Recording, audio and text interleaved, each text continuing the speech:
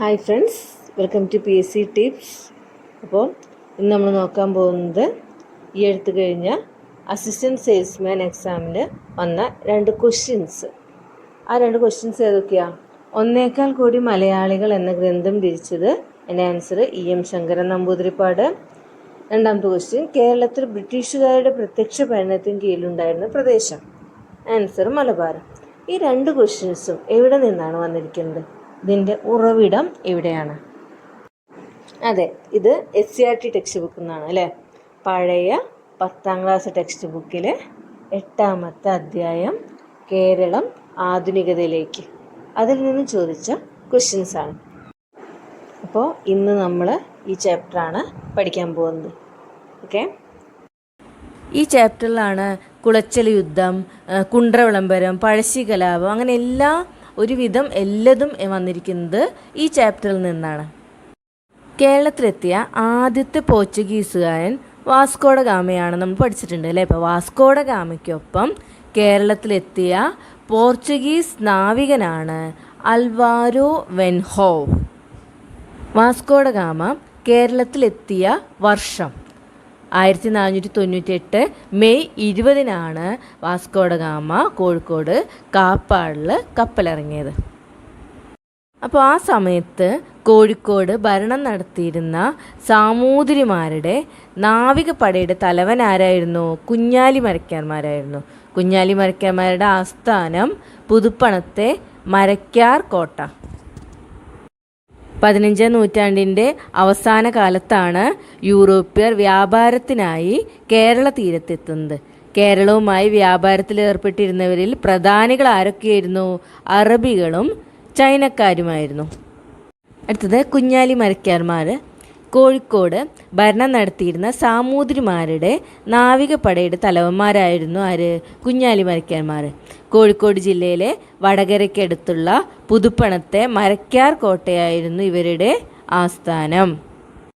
പോർച്ചുഗീസുകാരുടെ കയ്യിൽ നിന്ന് ചാലിയം കോട്ട തിരിച്ചു പിടിക്കാൻ സാമൂതിരിയെ സഹായിച്ചത് ഏത് കുഞ്ഞാലി മരക്കാരായിരുന്നു? കുഞ്ഞാലി മൂന്നാമനായിരുന്നു.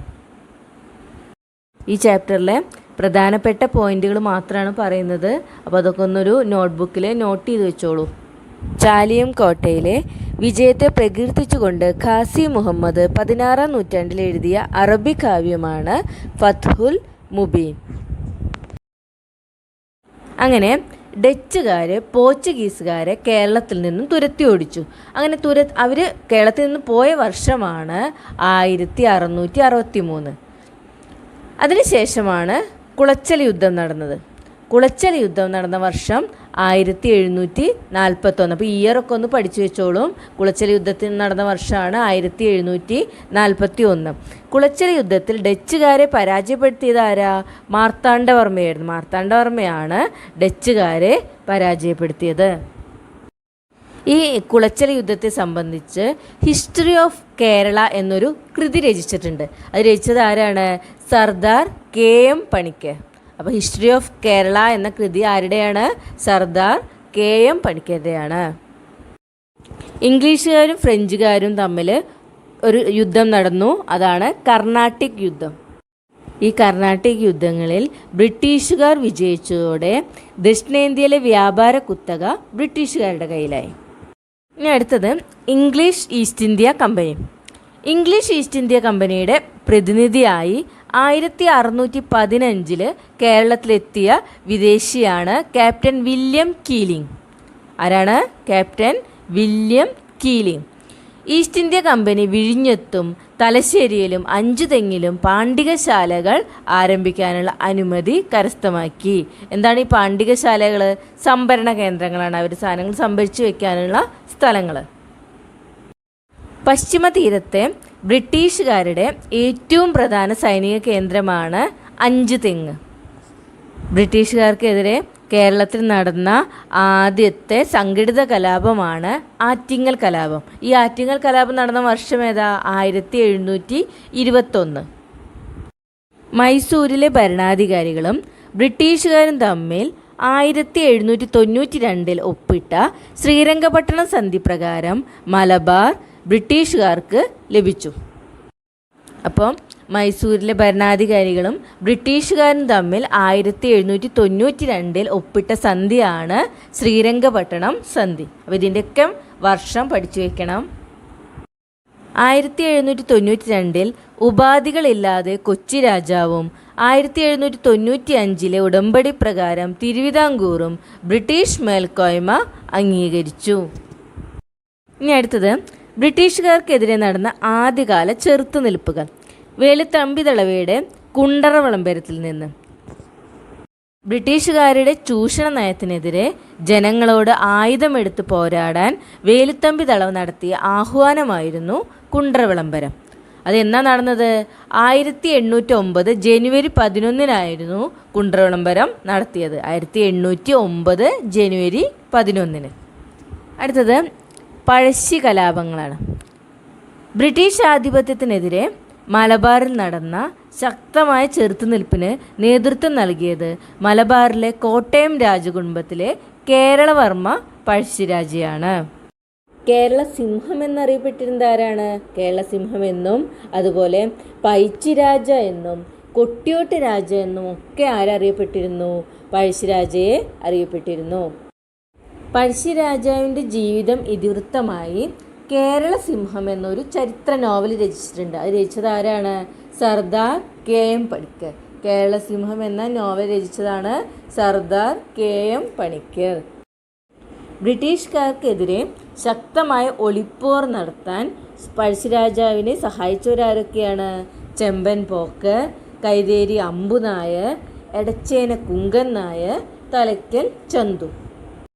പോരാട്ടത്തിനിടയിൽ 1805 നവംബർ 30 പഴശ്ശിരാജ വധിക്കപ്പെട്ടു. പഴശ്ശി സ്മാരകം സ്ഥിതി ചെയ്യുന്നത് എവിടെയാണ്? മാനന്തവാടിയിലാണ് പഴശ്ശി സ്മാരകം സ്ഥിതി ചെയ്യുന്നത്. അടുത്തത് വേലുത്തമ്പിയും പാലിയത്തച്ഛനും. തിരുവിതാംകൂറിൻ്റെയും കൊച്ചിയുടെയും ആഭ്യന്തര കാര്യങ്ങളിൽ ബ്രിട്ടീഷുകാർ അനിയന്ത്രിതമായി ഇടപെട്ടതിനെതിരെയാണ് ദിവാൻമാരായ വേലുത്തമ്പിയും പാലിയത്തച്ഛനും പ്രതിഷേധിച്ചത്. 1809 ജനുവരി 11 പുറത്തിറക്കിയ കുണ്ടറ വിളംബരത്തിലൂടെ വേലുത്തമ്പി ബ്രിട്ടീഷുകാർക്കെതിരെ ആയുധമെടുത്ത് പോരാടാൻ ജനങ്ങളോട് ആഹ്വാനം ചെയ്തു. പക്ഷേ ബ്രിട്ടീഷ് സൈന്യത്തിന് മുമ്പിൽ പിടിച്ചു നിൽക്കാൻ ഇവർക്കായില്ല. പിടിക്കപ്പെടുമെന്ന് ഉറപ്പായപ്പോൾ വേലുത്തമ്പിദളവ മണ്ണടിയിലെ ക്ഷേത്രത്തിൽ വെച്ച് ആത്മഹത്യ ചെയ്യുകയാണ് ചെയ്തത്. വേലുത്തമ്പിദളവ ആത്മഹത്യ ചെയ്ത ക്ഷേത്രമാണ് മണ്ണടി. വേലുത്തമ്പിദളവയുടെ മൃതശരീരം തിരുവനന്തപുരത്തെ കണ്ണമ്മൂലയിൽ കെട്ടിത്തൂക്കി. അതേപോലെ പാലിയത്തച്ഛനെ മദ്രാസിലേക്ക് നാട് കടത്തുകയാണ് ചെയ്തത്. കേരളത്തിലെ ആദ്യത്തെ റെയിൽപാത നിർമ്മിച്ച വിദേശ ശക്തികളാണ് ബ്രിട്ടീഷുകാർ. ബേപ്പൂർ മുതൽ തിരൂർ വരെ നീണ്ടുകിടക്കുന്ന ഈ റെയിൽപാത 1861 നിർമ്മിച്ചത്. അതേപോലെ കേരളത്തിൽ നിന്ന് ഏറ്റവും അധികം കയറ്റുമതി ചെയ്യപ്പെട്ട വസ്തുക്കളാണ് സുഗന്ധദ്രവ്യങ്ങൾ. പട്ടിക നോക്കിയാൽ അറിയാം. നമ്മുടെ ഇവിടുന്ന് കയറ്റുമതി ചെയ്തിരുന്ന സാധനങ്ങളാണ് നാളികേരം, ശർക്കര, കശുവണ്ടി, കുരുമുളക്, അടയ്ക്ക, ഇരുമ്പയിര് എന്നിവ. അതേപോലെ ബ്രിട്ടീഷുകാർ അവിടുന്ന് ഇറക്കുമതി ചെയ്തിരുന്നതാണ് തുണിത്തരങ്ങൾ, മണ്ണെണ്ണ, പുകയില, പഞ്ചസാര, ലോഹോൽപ്പന്നങ്ങൾ എന്നിവ അവരവിടുന്ന് ഇറക്കുമതിയും ചെയ്തിരുന്നു. അപ്പോൾ ഇതിന്ന് നമുക്ക് മനസ്സിലാക്കാൻ കൂടുതൽ നമ്മൾ ഇവിടുന്ന് കയറ്റുമതി ചെയ്യപ്പെട്ട വസ്തുക്കളാണ് സുഗന്ധദ്രവ്യങ്ങൾ. മലബാർ കലാപങ്ങളെക്കുറിച്ച് അന്വേഷിക്കാൻ നിയമിച്ച കമ്മീഷനാണ് ലോഗൻ കമ്മീഷൻ. ലോഗൻ കമ്മീഷൻ്റെ ശുപാർശയുടെ അടിസ്ഥാനത്തിൽ മലബാർ കുടിയായ്മ നിയമം നടപ്പിലാക്കി. ഈ മലബാർ കുടിയായ്മ നിയമം നടപ്പിലാക്കിയ വർഷമാണ് 1929. അതേപോലെ പണ്ടാരം വക, അതായത് സർക്കാർ വക ഭൂമിയിലെ കുടിയാന്മാർക്ക് അവർ കൃഷി ചെയ്യുന്ന ഭൂമി സ്വന്തമായി നൽകിക്കൊണ്ടുള്ള സുപ്രധാന വിളംബരമാണ് പണ്ടാരപ്പാട്ട വിളംബരം. ഈ പണ്ടാരപ്പാട്ട വിളംബരം തിരുവിതാംകൂർ സർക്കാർ പുറപ്പെടുവിച്ച വർഷമാണ് 1865. അപ്പോൾ ഈ ചാപ്റ്ററിൽ ഒരുപാട് വർഷങ്ങൾ പഠിക്കാനുണ്ട്. അപ്പോൾ അതൊക്കെ എഴുതി വെച്ച് പഠിക്കാം. തിരുവിതാംകൂറിൽ കുടിയാനും ഭൂമിയുടെ മേൽ ഉടമാവകാശം നൽകുന്ന ജന്മി കുടിയാൻ നിയമം പാസാക്കിയ വർഷമാണ് 1896.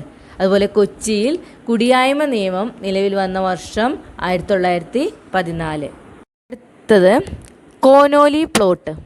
വ്യാപാര ആവശ്യത്തിനുള്ള കപ്പലുകൾ നിർമ്മിക്കുന്നതിന് വൻതോതിൽ തേക്ക് മരങ്ങൾ ബ്രിട്ടീഷ് ഈസ്റ്റ് ഇന്ത്യ കമ്പനിക്ക് ആവശ്യമായി വന്നു. തേക്കിന് പറ്റിയ മലബാറിലെ വളക്കൂറുള്ള മണ്ണിൽ തേക്ക് മരങ്ങൾ വെച്ചുപിടിപ്പിക്കാൻ കളക്ടറായ ഹെൻറി വാലന്റൈൻ കോനോലിയെ കമ്പനി ചുമതലപ്പെടുത്തി. അപ്പോൾ നിലമ്പൂരിൽ തേക്ക് തോട്ടം ആരംഭിച്ച ബ്രിട്ടീഷുകാരനാണ് കേണൽ കോനോലി. ഇത് പിന്നീട് കോനോലി പ്ലോട്ട് എന്നാണ് അറിയപ്പെട്ടത്. കേരളത്തിലെ ആദ്യത്തെ കയർ ഫാക്ടറി ആലപ്പുഴയിൽ സ്ഥാപിച്ചത് ജെയിംസ് ഡാറ. ഇത് PSC ചോദിച്ച ക്വസ്റ്റ്യനാണ്. കേരളത്തിലെ ആദ്യത്തെ കയർ ഫാക്ടറി ആലപ്പുഴയിൽ ജെയിംസ് ഡാറ സ്ഥാപിച്ചു. ആ സ്ഥാപിച്ച വർഷമാണ് 1859. ബ്രിട്ടീഷുകാർ കശുവണ്ടി ഫാക്ടറികൾ ആരംഭിച്ച സ്ഥലമാണ് കൊല്ലം. അതേപോലെ ബീഡി വ്യവസായം വളർന്നു വന്ന സ്ഥലം കണ്ണൂർ. ബ്രിട്ടീഷുകാർ കേരളത്തിൽ ഓട്ട് കമ്പനികൾ ആരംഭിച്ച സ്ഥലങ്ങളാണ് ഫറോക്ക്, കൊല്ലം, ഒല്ലൂർ എന്നിവിടങ്ങളിലാണ് ബ്രിട്ടീഷുകാർ ഓട്ട് കമ്പനികൾ ആരംഭിച്ചത്. കേരളത്തിൽ ആധുനിക വ്യവസായങ്ങളുടെ വളർച്ച ത്വരിതപ്പെട്ടത് പള്ളിവാസൽ വൈദ്യുത നിലയം സ്ഥാപിച്ചതോടുകൂടിയാണ്. കേരളത്തിൽ രൂപം കൊണ്ട ആദ്യത്തെ സ്വകാര്യ ബാങ്കാണ് നെടുങ്ങാടി ബാങ്ക്. കേരളത്തിൽ രൂപം കൊണ്ട ആദ്യത്തെ സ്വകാര്യ ബാങ്കാണ് നെടുങ്ങാടി ബാങ്ക്. നെടുങ്ങാടി ബാങ്കിനെ തുടർന്ന് കേരളത്തിൽ വീണ്ടും കുറേ ബാങ്കുകൾ നിലവിൽ വന്നു. ഏതൊക്കെയാണ് imperial bank, Indian national bank, chartered bank. സാംസ്കാരിക മേഖലയിലെ ബ്രിട്ടീഷ് സ്വാധീനം. യൂറോപ്യന്മാരുടെ വരവോടെയാണ് കേരളത്തിൽ അച്ചടി ആരംഭിച്ചത്. മലയാളത്തിൽ വ്യാകരണ ഗ്രന്ഥങ്ങളും നിഘണ്ടുവും തയ്യാറാക്കുന്നതിൽ കൂടുതൽ താല്പര്യം പ്രകടിപ്പിച്ചിരുന്നത് ജെസ്യൂട്ട് മിഷണറിമാരാണ്. ഡോക്ടർ ആഞ്ചലോസ് ഫ്രാൻസിസ് ആണ് മലയാളത്തിലെ ആദ്യത്തെ വ്യാകരണ ഗ്രന്ഥം തയ്യാറാക്കിയത്. മലയാളത്തിലെ ആദ്യ നിഘണ്ടു രൂപപ്പെടുത്തിയത് ആരാണ്? അർണോസ് പാതിരി. അർണോസ് പാതിരിയാണ് ആദ്യ നിഘണ്ടു രൂപപ്പെടുത്തിയത്. മലയാള ഭാഷയിൽ അച്ചടിച്ച ആദ്യ സമ്പൂർണ്ണ ഗ്രന്ഥമാണ് സംക്ഷേപ വേദാർത്ഥം. സംക്ഷേപ വേദാർത്ഥം തയ്യാറാക്കിയത് ഫാദർ ക്ലെമന്റ് പിയാനിയസ് ആണ്. കേരളത്തിലെ ആദ്യത്തെ ഇംഗ്ലീഷ് മലയാളം നിഘണ്ടു തയ്യാറാക്കിയത് ബെഞ്ചമിൻ ബെയ്ലി. ബെഞ്ചമിൻ ബെയ്ലിയാണ് ഇംഗ്ലീഷ് മലയാളം നിഘണ്ടു തയ്യാറാക്കിയത്. ആദ്യത്തെ മലയാളം ഇംഗ്ലീഷ് നിഘണ്ടു തയ്യാറാക്കിയത് ആരാ? Doctor Hermann Gundert. Doctor Hermann ഗുണ്ടർട്ടാണ് ആദ്യത്തെ മലയാളം ഇംഗ്ലീഷ് നിഘണ്ടു തയ്യാറാക്കിയത്. മലയാളത്തിലെ ആദ്യത്തെ പത്രം ഏതാണെന്ന് നിങ്ങൾക്കറിയാലോ? രാജ്യസമാചാരമാണ് മലയാളത്തിലെ ആദ്യത്തെ പത്രം. ഇത് ഡോക്ടർ ഹെർമൻ ഗുണ്ടർട്ട് തലശ്ശേരിയിൽ നിന്നും പ്രസിദ്ധപ്പെടുത്തിയതാണ് രാജ്യസമാചാരവും അതുപോലെ പശ്ചിമോദയം എന്ന പത്രങ്ങൾ. ജാതിമത ഭേദമന്യേ എല്ലാവർക്കും വിദ്യാഭ്യാസം എന്ന ആശയത്തിന് കേരളത്തിൽ തുടക്കം കുറിക്കുന്നത് മിഷണറിമാരുടെ വിദ്യാഭ്യാസ പ്രവർത്തനങ്ങളിലൂടെയാണ്. ഇനി മിഷണറി സംഘവും അവരുടെ പ്രവർത്തന മേഖലകളുമാണ് പറയുന്നത്. London mission society. London mission സൊസൈറ്റിയുടെ പ്രവർത്തന മേഖല എവിടെയായിരുന്നു? തിരുവിതാംകൂറിലായിരുന്നു ലണ്ടൻ മിഷൻ സൊസൈറ്റി. അതുപോലെ ചർച്ച് മിഷൻ സൊസൈറ്റി കൊച്ചിയിലും തിരുവിതാംകൂറിലും. ബാസൽ ഇവാഞ്ചലിക്കൽ മിഷൻ മലബാറിലായിരുന്നു അവരുടെ പ്രവർത്തന മേഖല ഉണ്ടായിരുന്നത്. കേരളത്തിലെ വിദ്യാഭ്യാസ പ്രവർത്തനങ്ങളിൽ നേതൃത്വപരമായ പങ്കുവഹിച്ച മിഷണറിമാരാണ് doctor Bernardine Baccinelli, reverend Mead, reverend Dawson, reverend ഹബീഖ്. തിരുവിതാംകൂറിൽ പ്രൈമറി വിദ്യാഭ്യാസം സൗജന്യമാക്കിക്കൊണ്ട് വിളംബരം പുറപ്പെടുവിച്ച ഭരണാധികാരിയായിരുന്നു ഗൗരി പാർവതി ബായ്. ഗൗരി പാർവതി ബായ് 1817 പ്രൈമറി വിദ്യാഭ്യാസം സൗജന്യമാക്കിക്കൊണ്ട് പുറപ്പെടുവിച്ച വിളംബരം ശ്രദ്ധേയമാണ്. വസൂരി തടയാനുള്ള കുത്തിവയ്പ്പ് കേരളത്തിൽ ആദ്യമായി നടത്തിയ സ്ഥലമാണ് മലബാർ. ഇനി പരിഷ്കരണ പ്രസ്ഥാനങ്ങളും സാമൂഹിക മാറ്റങ്ങളും. മലബാറിൽ ഞാൻ കണ്ടതിനേക്കാൾ കഴിഞ്ഞൊരു വിഡ്ഢിത്തം ഇതിനു മുമ്പ് എവിടെയും കണ്ടിട്ടില്ല. സവർണർ നടക്കുന്ന വഴിയിൽ കൂടി അവർണന് നടന്നുകൂടാ. ഈ മലബാറുകാരെല്ലാം ഭ്രാന്തന്മാരാണ്. അവരുടെ വീടുകൾ അത്രയും ഭ്രാന്താലയങ്ങൾ. ഇത് പറഞ്ഞത് ആരാണ്? സ്വാമി വിവേകാനന്ദനാണ് പറഞ്ഞത്. കേരളം ഒരു ഭ്രാന്താലയമാണ് എന്ന് പറഞ്ഞത് ആരാണ്? സ്വാമി വിവേകാനന്ദനാണ്. കേരളത്തിലെ അസമത്വങ്ങളും അനാചാരങ്ങളും ഇല്ലാതാക്കുന്നതിന് വേണ്ടി രൂപം കൊണ്ട പരിഷ്കരണ പ്രസ്ഥാനങ്ങളാണ് ഇനി നമ്മൾ നോക്കുന്നത്. വൈകുണ്ഠസ്വാമികളുടെ പ്രസ്ഥാനത്തിൻ്റെ പേര് സമത്വ സമാജം. വൈകുണ്ഠസ്വാമികളുടെയാണ് സമത്വ സമാജം. ഇത് ഇമ്പോർട്ടൻ്റ് ആണ്. അതുപോലെ ചട്ടമ്പി സ്വാമികളുടെ പ്രവർത്തന മേഖലയായിരുന്നു കൂട്ടുകുടുംബ വ്യവസ്ഥ, സംബന്ധം, മരുമക്കത്തായം എന്നിവയ്ക്കെതിരെ പോരാടിയതാണ് ചട്ടമ്പി സ്വാമികൾ. ശ്രീനാരായണ ഗുരുവിൻ്റെ പ്രസ്ഥാനമാണ് SNDP. ചാവറയച്ചൻ അനാഥാലയങ്ങളും വിദ്യാലയങ്ങളും സ്ഥാപിച്ചതാണ് ചാവറയച്ചൻ. ഇനി അയ്യങ്കാളിയുടെ പ്രസ്ഥാനമാണ് സാധുജന പരിപാലന സംഘം. അത് വെരി വെരി വെരി ഇമ്പോർട്ടൻ്റ് ആണ്. അയ്യങ്കാളിയുടെ സാധുജന പരിപാലന സംഘം. വക്കം മൗലവിയുടെ തിരുവിതാംകൂർ മുസ്ലിം മഹാജന സഭ. വാഗ്ബടാനന്ദൻ ആത്മവിദ്യാ സംഘം. സഹോദരൻ അയ്യപ്പൻ സഹോദര പ്രസ്ഥാനം. പണ്ഡിറ്റ് കറുപ്പൻ്റെ Araya Samajam. Mannathu Padmanabhan Nair service society. VT ഭട്ടതിരിപ്പാടിൻ്റെയാണ് യോഗക്ഷേമ സഭ. കുമാരഗുരുദേവൻ്റെ പ്രത്യക്ഷ രക്ഷാ ദൈവസഭ. മാറുമറയ്ക്കാനുള്ള അവകാശത്തിനായി തെക്കൻ തിരുവിതാംകൂറിലെ ചാന്നാർ സ്ത്രീകൾ നടത്തിയ പോരാട്ടമാണ് ചാന്നാർ ലഹള. ചാന്നാർ സ്ത്രീകൾക്ക് ജാക്കറ്റും മേൽമുണ്ടും ധരിക്കാനുള്ള അവകാശം ലഭിച്ച വർഷമാണ് 1859. ചാന്നാർ സ്ത്രീകൾക്ക് മാറുമറയ്ക്കാനുള്ള അവകാശം നൽകിയ തിരുവിതാംകൂർ രാജാവായിരുന്നു ഉത്രം തിരുനാൾ മഹാരാജാവ്. ശ്രീനാരായണ ഗുരു അരുവിപ്പുറത്ത് ശിവപ്രതിഷ്ഠ നടത്തിയ വർഷമാണ് 1888.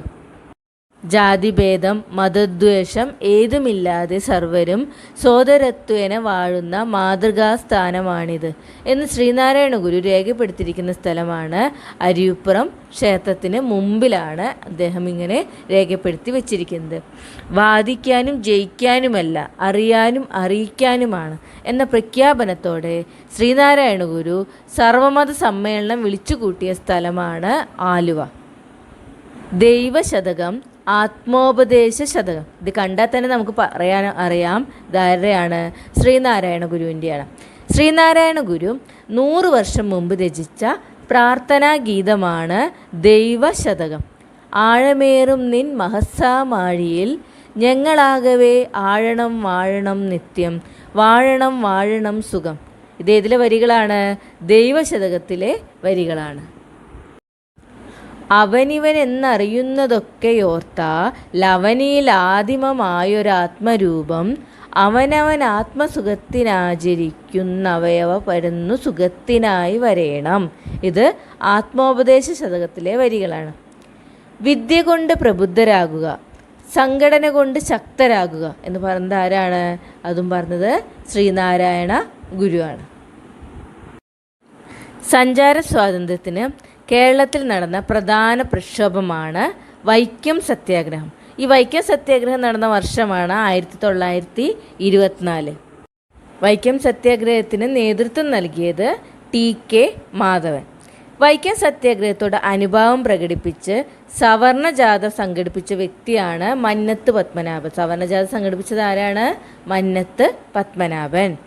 ഗുരുവായൂർ ക്ഷേത്രത്തിൽ എല്ലാ ജാതിയിലും പെട്ട ഹിന്ദുക്കൾക്ക് പ്രവേശനം അനുവദിക്കണമെന്ന് ആവശ്യപ്പെട്ട് നടന്ന സമരമാണ് ഗുരുവായൂർ സത്യാഗ്രഹം. ഈ ഗുരുവായൂർ സത്യാഗ്രഹം നടന്ന വർഷമാണ് 1931.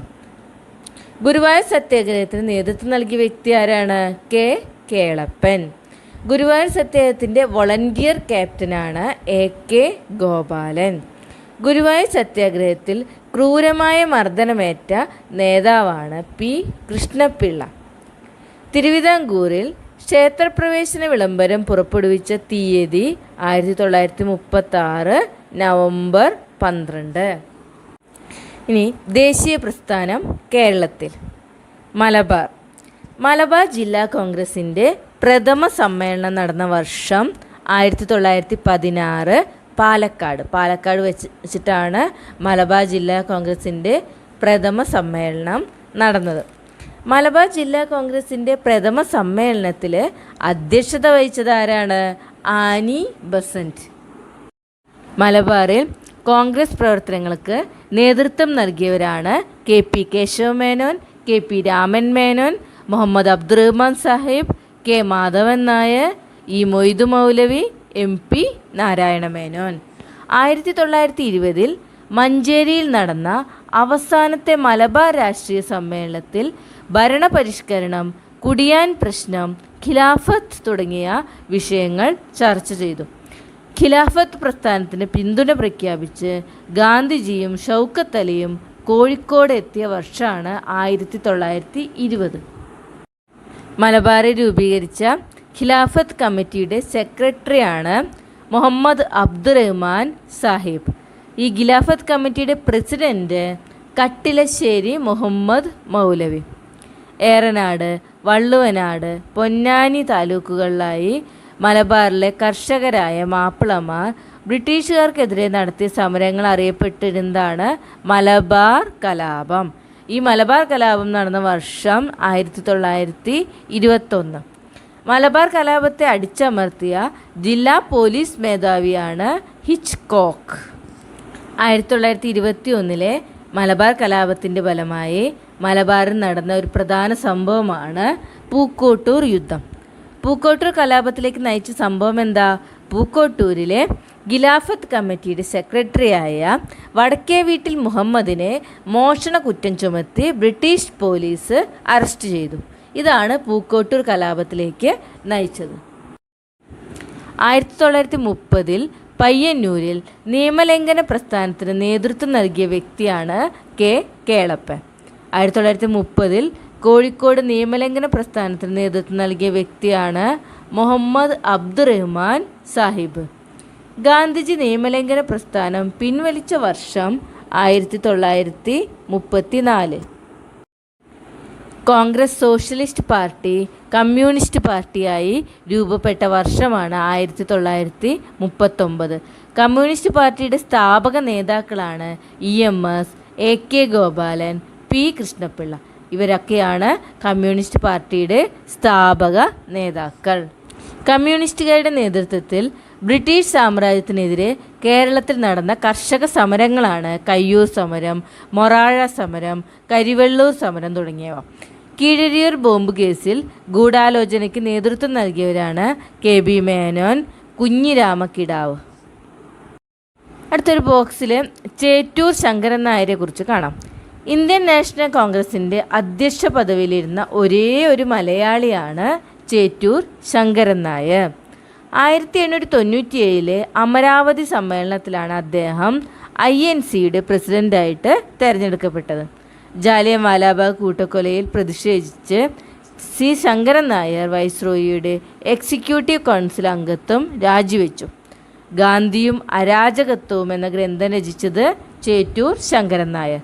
ഗാന്ധിയും അരാജകത്വവും ചേറ്റൂർ ശങ്കരൻ നായരുടെ ഗ്രന്ഥമാണ്. ഇനി അടുത്തത് തിരുവിതാംകൂറിൽ രാഷ്ട്രീയ പ്രക്ഷോഭത്തിൻ്റെ ആരംഭം കുറിക്കുന്നത് 1891 മലയാളി മെമ്മോറിയലോടുകൂടിയാണ്.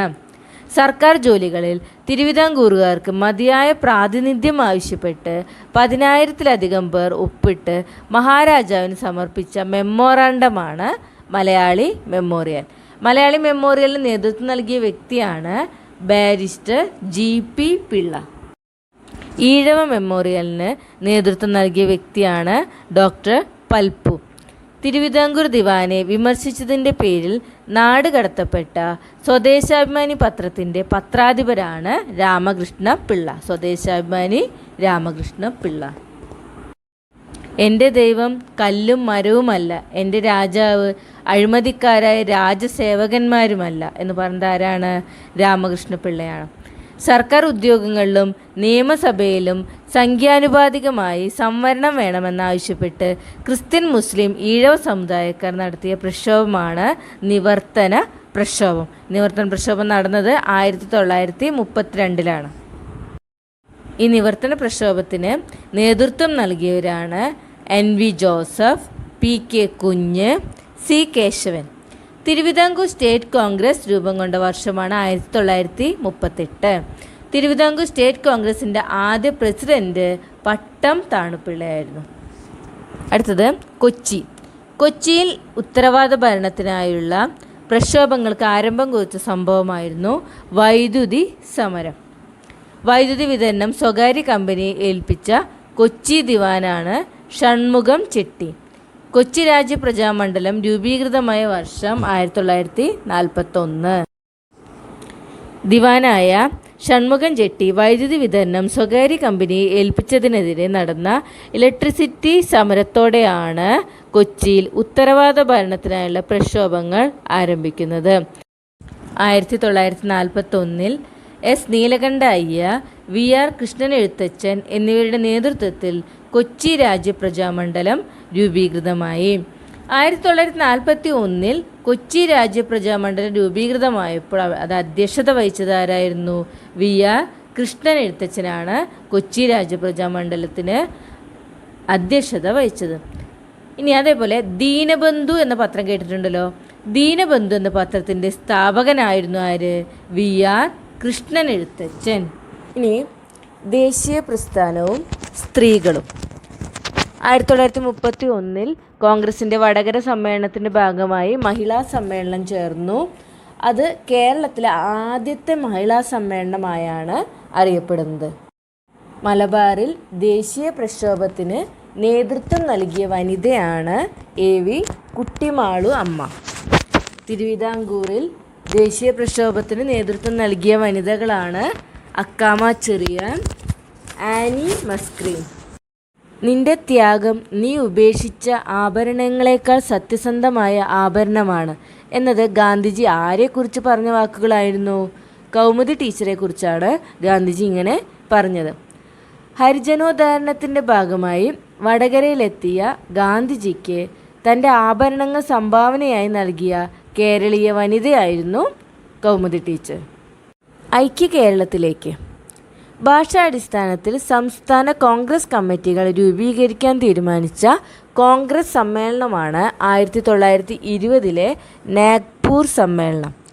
ഒന്നാം കേരള സംസ്ഥാന രാഷ്ട്രീയ സമ്മേളനം നടന്ന വർഷം 1921 ഒറ്റപ്പാലത്ത് വെച്ചായിരുന്നു നടന്നത്.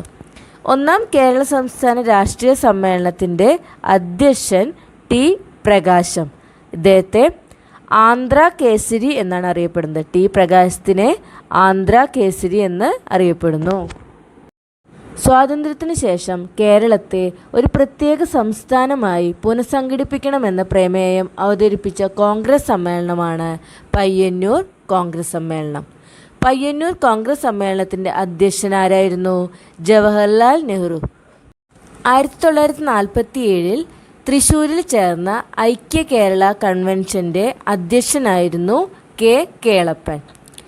തിരുവിതാംകൂറിനെയും കൊച്ചിയെയും സംയോജിപ്പിച്ച് തിരുക്കൊച്ചി സംസ്ഥാനം നിലവിൽ വന്ന തീയതി 1949 ജൂലൈ 1. ജൂലൈ 1 തിരുക്കൊച്ചി രൂപീകരിച്ചത്. മലയാളം സംസാരിക്കുന്ന പ്രദേശങ്ങളെ ഉൾപ്പെടുത്തി കേരളം രൂപീകരിക്കണമെന്ന് EMS നമ്പൂതിരിപ്പാട് സൂചിപ്പിച്ച ഗ്രന്ഥമാണ് 1.25 കോടി മലയാളികൾ. EMS നമ്പൂതിരിപ്പാടിൻ്റെ ബുക്കാണ് ഏത്? 1.25 കോടി മലയാളികൾ. സംസ്ഥാന പുനഃസംഘടനാ കമ്മീഷൻ്റെ ശുപാർശ പ്രകാരം മലബാർ, തിരുവിതാംകൂർ, കൊച്ചി പ്രദേശങ്ങൾ ഉൾപ്പെടുത്തി കേരള സംസ്ഥാനം നിലവിൽ വന്നത് 1956 നവംബർ 1. കേരള സംസ്ഥാനം രൂപം കൊണ്ടപ്പോൾ മദിരാശി സംസ്ഥാനത്തിന് വിട്ടുകൊടുത്ത തിരുവിതാംകൂറിൻ്റെ ഭാഗമായിരുന്ന താലൂക്കുകളാണ് തോവാള, അഗസ്തീശ്വരം, കൽക്കുളം, വിളവൻകോട്. അടുത്തത് ഐക്യ കേരള പ്രതിജ്ഞ. ഈ ഐക്യ കേരള പ്രതിജ്ഞ എഴുതി തയ്യാറാക്കിയത് NV കൃഷ്ണവാര്യരാണ്. അപ്പോൾ കേരളം ആധുനികതയിലേക്ക് എന്ന ഈ ചാപ്റ്ററിലെ എല്ലാ പോയിൻറ്റ്സും നമ്മൾ പറഞ്ഞു കഴിഞ്ഞു. ഇതിൽ ഒരുപാട് ഇമ്പോർട്ടൻ്റായ പോയിൻറ്റ്സുകളുണ്ട്. പഴശ്ശി കലാപം, കുളച്ചൽ യുദ്ധം, കുണ്ട്ര വിളംബരം, അതുപോലെ ദേശീയ പ്രസ്ഥാനങ്ങൾ, പിന്നെ നമ്മുടെ ശ്രീനാരായണ ഗുരുവിനെ കുറിച്ചിട്ടുള്ളത്, പിന്നെ ദേശീയ പ്രസ്ഥാനം, സ്ത്രീകളും, തിരുവിതാംകൂർ, കൊച്ചി, ഇവയൊക്കെ കുറിച്ചിട്ടുള്ളതൊക്കെ വളരെ ഇമ്പോർട്ടൻ്റ് ആയിട്ടുള്ള കാര്യങ്ങളാണ് ഈ ചാപ്റ്ററിൽ പറയുന്നത്. അപ്പം നന്നായി ശ്രദ്ധിച്ച് വീഡിയോ കേൾക്കുക, പോയിൻറ്റ്സുകൾ എഴുതി വയ്ക്കുക. ഒരുപാട് ഇയറുകൾ പഠിക്കാനുണ്ട്, ഇയറുകളൊക്കെ എഴുതി വെച്ച് പഠിക്കുക. ഓക്കെ, അതുപോലെ ഈ വീഡിയോ ഇഷ്ടമായാൽ ലൈക്ക് ചെയ്യാം.